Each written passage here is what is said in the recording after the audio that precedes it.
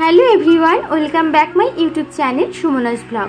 কেমন আছো তোমরা সবাই? আশা করছি ভালো আছো, সুস্থ আছো। আমরাও না বেশ ভালো আছি।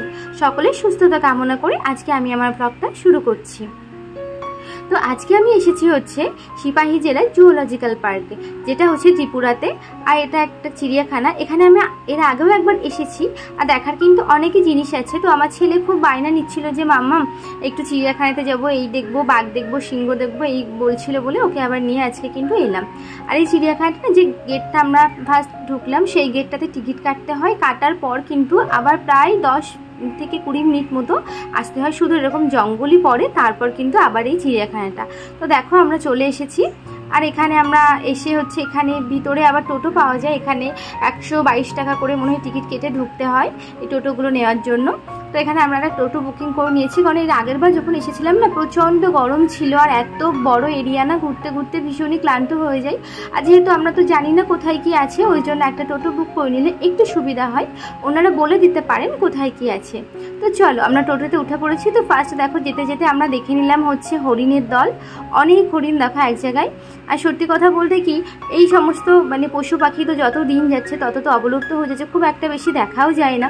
এই চিড়িয়াখানাতে আসলে 2-1টা যা থাকে। আর এটা দেখো দেখতে একদম পুরো ছাগলের মতো না। আমি না ফার্স্ট ভেবেছিলাম যে হয়তো ছাগল হবে, কিন্তু পরে দাদাটা বলছিল, যিনি টোটো চালক ছিলেন উনি বলছিলেন যে এটা হচ্ছে হরিণ। আর হরিণটা কিন্তু দেখতে বেশ ভালো লাগছিল। আমি মানে এরকম প্রথমেই দেখলাম। যাই হোক, তো তারপর দেখো চলে গেলাম হচ্ছে জলহস্তি দেখতে। জলহস্তিটা প্রতিবার যখনই আসি না, এই জলের মধ্যে এইভাবেই থাকে, ওকে ঠিকঠাকভাবে কিন্তু দেখাও যায় না। আর এখানে দেখো বেড়াল শুয়ে আছে বাঘের মতো দেখতে। বেড়ালটার কি নাম আমি জানি না, কিন্তু সম্পূর্ণটা দেখতেই কিন্তু একদম বাঘের মতো। তারপর চলে গেলাম রয়্যাল বেঙ্গল টাইগার দেখতে। আর টাইগার দেখার জন্য তো প্রচুর পরিমাণে হাঁটতে হলো। বিশ্বাস করে প্রথম কথা, হেঁটে হেঁটে তো বাঘের দেখা কোথায় বুঝতেই পারছি না। তো এই যে বাঁশ গাছটা রয়েছে দেখো, বাঁশ গাছের ভিতরে একটা জায়গায় ওই যে মানে বেড়ার মতো দেওয়া, ওর ভিতরে বাঘ শুয়ে আছে। মানে ভীষণ দূর থেকে দেখতে হচ্ছে, অতটা কিন্তু বোঝাও যাচ্ছে না। তারপর দেখো এখানে রয়েছে ভাল্লুক। ভাল্লুকগুলো দেখে কিন্তু আমার বেশ ভালো লাগছিল। এরা কিন্তু বেশ মজা করেছিল। এই তো একদম পড়ে পড়ে ধুলো মাখছি। আর আরেকটা দেখো ঘরের ভিতর ঢুকবে বলে ওখানে গিয়ে না মাথা ঠোকাটুকি করছে। যেহেতু এরা ঘরের মধ্যে পালিয়ে যায়, ওই জন্য ঘরের দরজাটা বন্ধ করা রয়েছে। আর এখানে বসে আছে। আর সত্যি কথা বলতে কি, আজকে প্রচণ্ড রোদ, প্রচণ্ড রোদ। রোদে কিন্তু এদের সত্যিই ভীষণই কষ্ট, মানে দেখলেও কিন্তু ভীষণই খারাপ লাগে। তারপর ওখান থেকে চলে এলাম আমরা বানর দেখতে। আর এগুলো নাকি চশমা বানর, এগুলো নাকি ত্রিপুরারই বানর। আমি কিন্তু কখনো দেখিনি। আমি কেন, আমার মতো কেউই হয়তো ওয়েস্ট বেঙ্গলের কেউ দেখেনি। মানে মুখটা না পুরো চশমার মতো, মানে চোখের ওই জায়গাটা না একটা সাদা ধরনের মানে স্পট মতো আছে, যেটা একদম মনে হয় যেন চশমার মতো। চলো তোমাদেরকে দেখাই। এই দেখো, এই কিন্তু আমি দেখতে পাচ্ছিলাম না বলে ভালোভাবে, কিন্তু এসে আবার আমাকে চশমাটা দেখিয়ে গেল। আর বেশ ভালো এনজয় করেছিলাম, জানো তো। ব্লগটা হয়তো বেশি করতে পারিনি, বাট দেখে বেশ ভালো লাগছিল। তারপর ওখান থেকে আবার আমরা বেরিয়ে এলাম। এসে সামনের দিকে একটু হেঁটে এগিয়ে আসার পর দেখলাম যে এখানে শকুন রয়েছে। আর দেখো দুটো শকুন রয়েছে। অনেক দিন পর কিন্তু এই শকুনের দেখা। এগুলো তো এখন তেমনভাবে আর দেখাও যায় না। তারপর দেখো এখানে রয়েছে অ্যানাকোন্ডা। আর অ্যানাকোন্ডা কিন্তু এখানে দুটো ছিল। এমনভাবে ঘুমিয়েছিল যে আশেপাশে মানুষ কি ওকে এত ডাকছে, কেউ তো মানে পাথর ছুঁড়ে মারছে, এই করছে, কিন্তু ওর কোনো সারা শব্দ নেই। আর এই চিড়িয়াখানাতে এসে এবার একটা জিনিস দেখলাম, বেশিরভাগ পশু পাখি না সব ঘুমিয়েই আছে। মানে হয়তো দুপুরের সময় কি জানি না, বেশিরভাগটা সব ঘুমিয়ে আছে। কুমির থেকে বাঘ, সিংহ সবই ঘুমাচ্ছে। তো এখানে দেখো তারপর চলে এলাম আমরা সিংহ দেখতে। আর সিংহ ডাকটা শুনে তো ভীষণই ভয় লাগছিল। তো চলো তোমাদেরকেও শোনাই সিংহের ডাকটা।